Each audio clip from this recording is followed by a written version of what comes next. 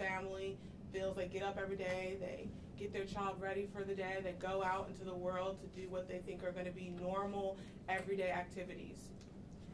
No one imagines that on that day, they might lose what is the most precious thing to them.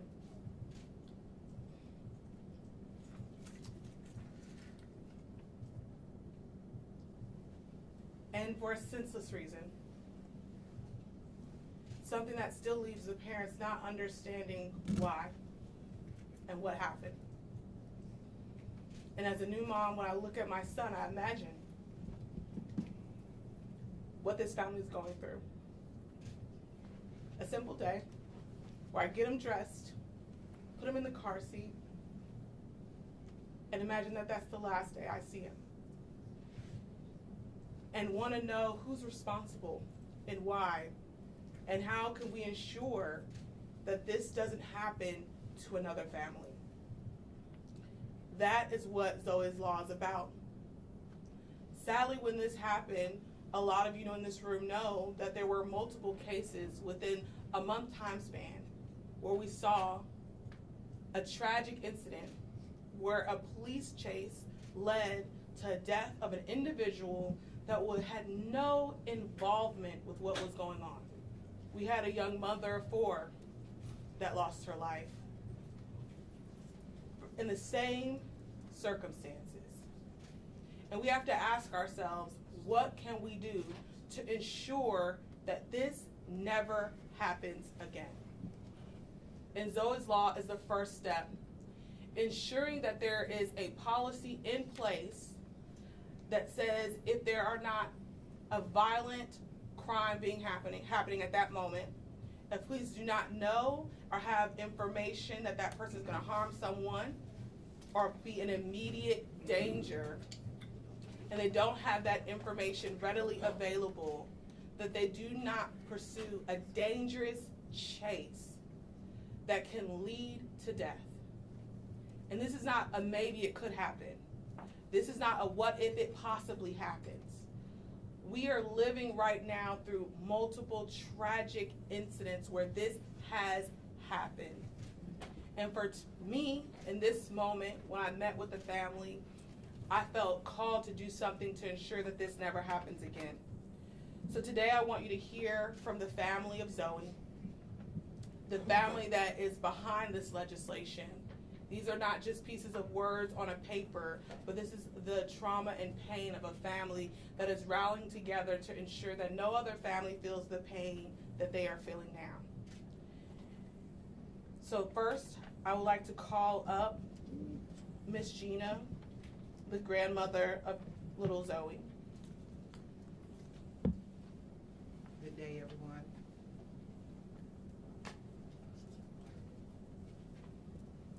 You know, the book of Proverbs 31 says, in the book, verse 8 and 9, it says, "Speak up for the people who have no voice, for the rights of all the misfits. Speak out for justice. Stand up for the poor." And with that being said, my name is Gina M. Pryor. I'm the mother of Tanisha Harrison and the grandmother of the late Zoey Rosemary Harrison. On that heartbreaking day of March 7th, 2025, I received a call from the Prince George's County Police instructing me to get to the University of Maryland Capital Regional Medical Center regarding my daughter, Tanisha Harrison, and my precious granddaughter, Zoey. Tanisha survived the trauma she endured and the unbearable loss of my granddaughter are wounds that may never fully heal. Zoey's life was taken senselessly as the result of careless police chase that should never have happened. This tragedy was preventable had the officers made a different decision, one rooted in sound judgment and concern for the public safety. Zoey would still be here today. I miss her every single day. I miss her laughter. I miss our weekend visits. Her sweet voice calling me on the phone, Mama. And I say, hey, Moo, how you doing?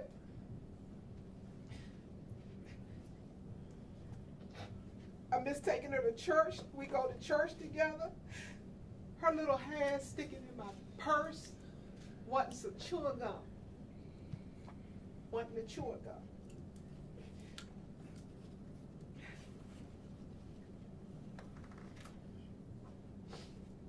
She brought joy, light, purpose to our lives.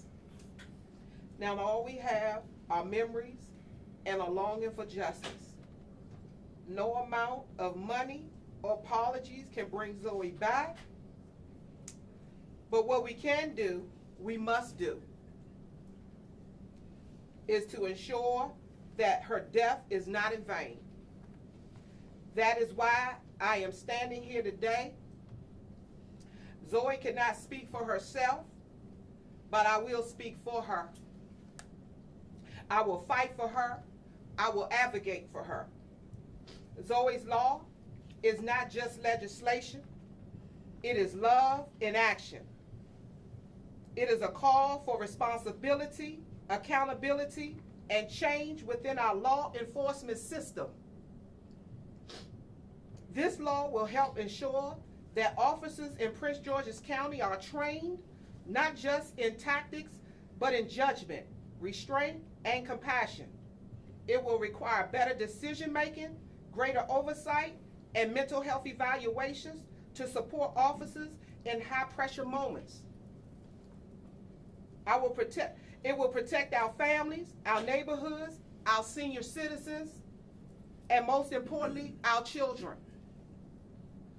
Zoey's law will prohibit high-speed police chase for low-level, nonviolent offenses that do not pose an immediate danger to the public. This unnecessary chase turn our streets into danger zones and risk the lives of innocent bystanders. We cannot afford to lose another life because of an avoidable decision. Police officers must be held to a higher standard on that respect the value of every life in our community. This law is about justice. It's about humanity. It's about doing what is right. We owe it to Zoey. We owe it to Tanisha and her family. We owe it to every family that has felt the sting of injustice and loss. Zoey's law is moral necessity. It is a promise that no other family will have to suffer as we have. It is a tribute to the life of a beautiful 3-year-old little girl whose light was extinguished far too soon, but whose legacy can shine on by bringing about a change past Zoey's law to protect our communities and honor Zoey Rosemary Harrison, to ensure her voice is heard through justice, compassion, and lasting reform. Zoey, justice for Zoey. Her life mattered. It still does, and we will never stop fighting for her. Thank you. And I'll have my grandchildren, Zaire and Zaria, come forth.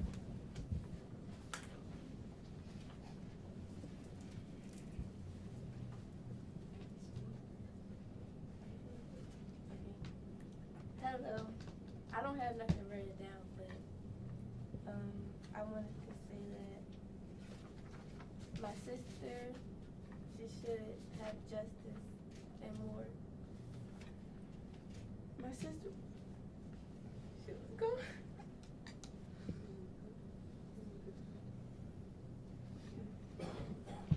My sister had a lot.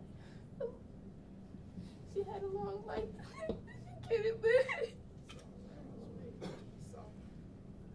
I miss my sister. Yes. Miss my sister But every day, nothing nobody could do could bring her back. And it hurts every day. I wish my sister could come in my room and play with me and watch TV or something, but she can't.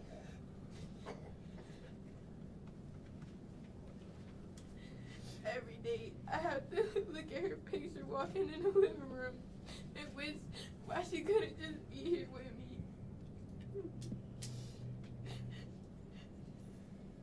Every day it hurts.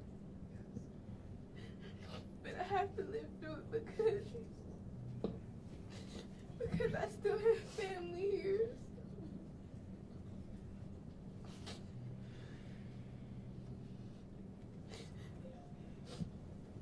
I want justice for my sister.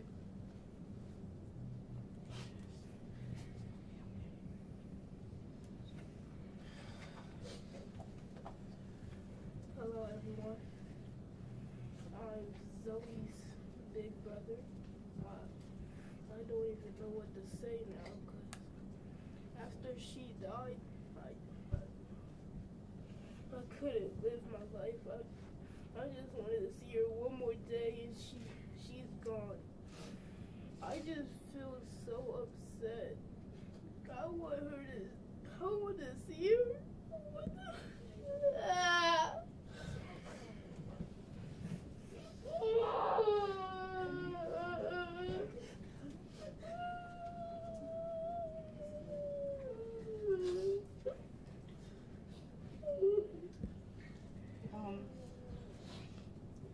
Now I'd like to ask for Miss Gwendolyn, Zoe's godmother, to join us for a few words.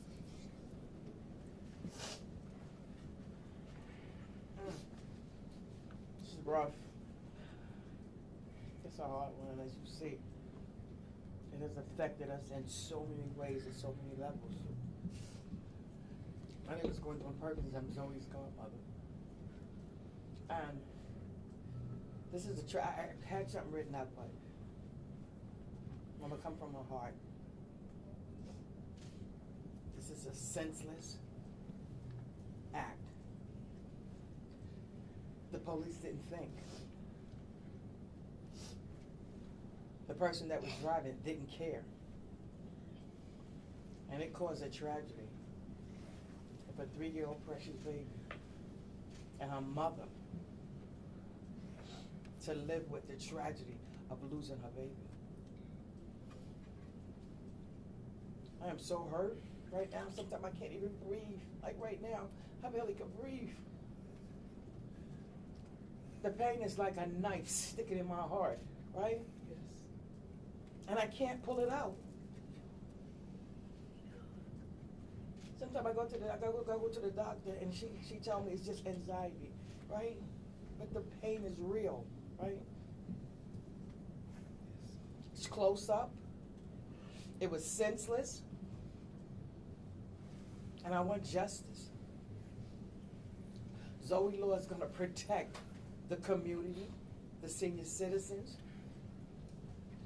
other parents from going through this. I can't imagine losing a child through being murdered. Zoey was murdered.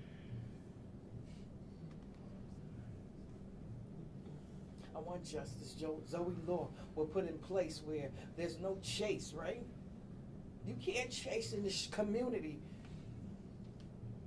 where there's people, everyday people walking around or living. God knows prevent that the chase might end up in somebody's living room, just killing innocent people.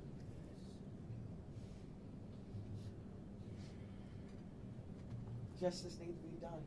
Our law needs to be set. I'm here to have a voice for Zoey, right? I remember her coming that Wednesday, right? And she fussing with her mother in the car. I want to see Mama Gwen. I want to see Mama Gwen. And when she came, she gave me the biggest hug in the world, right? And I looked back at her and I said, "Ooh, you really missed me, right?" And she said, "Mm-hmm." And then I got that call Saturday morning saying she was gone. And I was like, going where, right? I thought she went on a trip somewhere, right? I never imagined that she was never coming back. Zoe laws need to be put in place because it's going to prevent people from feeling like Tanisha, her dad, her siblings. You saw how them babies broke down up here. And we want to prevent people from feeling like that again. My name is Gwendolyn Perkins, and I'm Zoe's godmother. Still. Thank you. Now I'd like to ask Zoe's mom to come up and give us some remarks.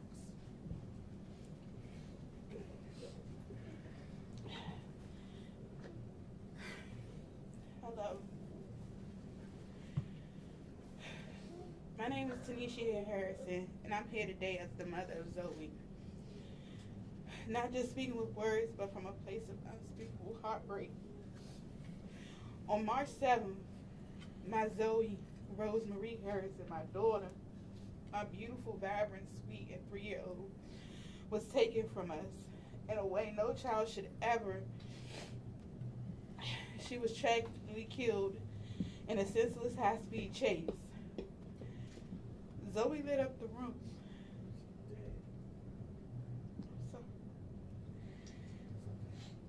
Every room that Zoe had lit up. She was full of life, full of love, and she had this way of making everyone around her smile. Her laughter was like medicine. Her hugs was healing, and now our home is quiet in a way that it echoes. I can't hear her say good morning, Mommy, no more. When she wakes up, I'm sorry. What happened that day shattered our family. There's no other way to say it. We don't wake up the same no more. We don't go to sleep the same no more. I couldn't even enjoy my niece's birthday, who just turned 2. Holidays won't be the same.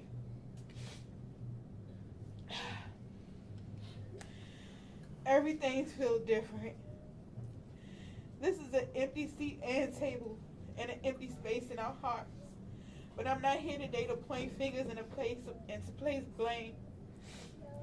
I'm here because I believe in change and I believe in purpose, even in the midst of pain. Councilmember Chris. I'm sorry. Ms. Orhada is introducing a bill that speaks directly to the kind of heartbreak my family is living through. Her proposal calls for stricter guidelines on accountability and transparency and how those pursuits are reported. This bill can be the difference between life and death. I support this bill because no mother should have to stand where I'm standing. No family should have to wake up to the news that their child didn't come home because of a decision made in seconds that cost a lifetime. This isn't about stopping officers from doing their jobs. Not whatsoever. It's about making sure that when pursuits happen, they're done with care, with oversight, and with our community's safety in mind, especially our children. Yes.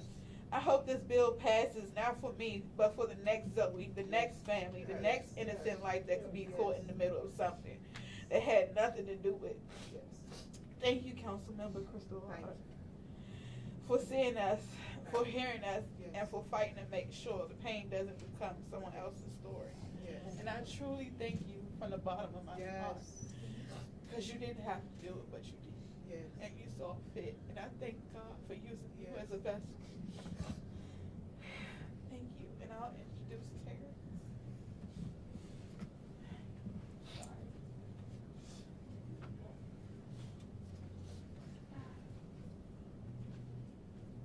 Members of the press, members of the public, and the family and friends of Zoey Harrison, good afternoon. My name is Terrence Davis, and I have the honor of representing the estate and family of Zoey Harrison on behalf of Morgan & Morgan, D.C. Over the past few weeks, I've come to know this incredible family. Zoey's godmother, Gwendolyn Perkins, her grandmother, Gina Pryor, her father, Alan Harrison, and her mother, Tanisha Harrison. In spending time with them, I've witnessed unimaginable strength, grace, and resilience. But no amount of strength can fully shield a family from the heartbreak of losing a child, especially under circumstances that were entirely preventable. What happened to Zoey should never happen to any child, any family, ever again. This is why we're here today. Not only to honor Zoey's memory, but to make sure her life continues to have meaning and impact. This legislation, Zoey's Law, represents a commitment by council members to enact real, meaningful change. It sends a message that the safety of innocent lives must always come first, that accountability matters, and that we are capable of learning from tragedy to create a safer community for everyone. The Harrison family is deeply grateful for the prayers, love, and support they have received. But more than anything, they hope this movement sparks change so that no other parent, no other grandparent, no other family ever has to carry the burden of this kind of loss. Zoey's light will continue to shine, not just in the hearts of those who loved her, but in the protection that this legislation will bring for generations to come. On behalf of the family, I thank you all for being here today, and justice for Zoey. Thank you. I want to thank all of the family members. I know it was difficult to stand here today, but I thank them for their strength and their willingness to fight through the pain to ensure that change happens. The family won't be taking any questions today, but I will, or their representation for the family will. I'll open it up for any questions. Yes? So your bill pretty much already matches the general orders that Prince George's County Police operate under. Are you targeting the municipalities here? I mean, It is both. The reality is that we can have internal policies and procedures, and then there's what the law is. The reality is that some of the incidences that we've faced in Prince George's County have been municipalities, and sometimes it's been Prince George's County Police. And so it's about codifying what the rules are in the law of the county. It can't just be an internal policy that doesn't have the same weight as the chief saying, let's not do this. If it's saying, no, the law says you are not able to do this, and it gives grounds for punishment if an officer breaks what is clearly the law. So our goal is to stop this from actually happening. There's a reality that they might say this is not the case, but the data and the incidences that we're looking at, what happened to little Zoey and other families, are a direct contradiction to what they're saying the reality is. And so this is about making a clear stance that this is the law of Prince George's County, and then holding accountable any jurisdiction, be it municipality or the Prince George's County Police, that step out of line of this law. the Attorney General already investigates these things. You'd like to have another review board. You're not satisfied with how that's working out? The reality is that we also need to look at the full picture. So when incidents happen with the officers, there is an entity that looks at that one incident and they send down a ruling and then steps are taken. But the reality is we need to see what the full picture is. Having the data of how often this happens, what are the cases that this happens in, it will be important for us to keep accountability to the police department. Because the reality is that we're standing here for Zoey's Law, but at the same time, within a month's span, we saw 2 other people lose their life. Who's to know what the data looks like for injury plus loss of life across time? And so we need to look at the data and evaluate what are the real numbers behind this tragedy, and to ensure that it never happens again is to let them know we're watching. And we're going to be looking at the data, and we're going to be looking at it every year to see the cases and what's going on. And there's going to be a real accountability put on police chases that I don't think has been before. Okay, well, thanks for everybody's patience. My last question. Yes. The culpability of those who run from the police. Mm-hmm. Right? When you and I spoke immediately after this week's story, your police advocate who said, hey, no, this is about the people who run. Yeah, it is also about the individuals who run. I feel that they should have already been charged. I think they should be held accountable for the murder of young Zoey. And so they are in no way, shape, or form not responsible party in what happened. But there's also a reality of the government to say that we also have to be accountable for the policies and the procedures of our government. When you are sworn, take a oath to protect the community, you have a power of wielding your gun and your badge and your vehicle.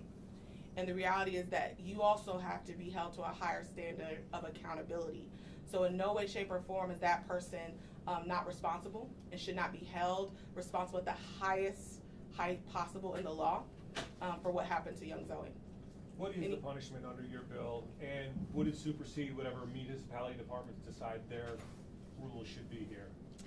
So the bill talks about mainly two parts. One, tracking the information, and then making it so that it's not a policy or procedure that police can do. So they are still unionized, and so they're the policies and procedure for punishment for law enforcement lay in the bargaining unit and the rules that are laid out. So we don't have the authority to supersede what their union agreement states.